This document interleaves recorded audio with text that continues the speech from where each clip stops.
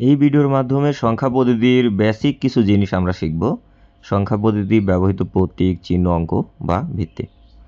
তো এই পর্যায়ে আমরা বাইনারি থেকে শুরু করতে চাচ্ছি। তো এখন প্রশ্ন হচ্ছে, বাইনারিতে কিন্তু ব্যবহার করা হয় দুটি অঙ্ক। কি কি তাহলে? 0 1। তো ভিত্তি 2 কেন লিখলাম? আচ্ছা, এবার আসি। ভিত্তি হচ্ছে একটা সংখ্যা পদ্ধতিতে মোট যতগুলো অঙ্ক ব্যবহার করা হয় সেই সংখ্যাটা হচ্ছে ভিত্তি। এবার আসি অক্টাল। অক্টালে মোট ব্যবহৃত অঙ্ক হচ্ছে 8টি। তো অক্টালে বেস 8 কেন? কারণ 0 থেকে 7 পর্যন্ত কিন্তু 8টি অঙ্ক আছে, মোট 8টি, এজন্য বেস 8। এখন ডেসিমেল।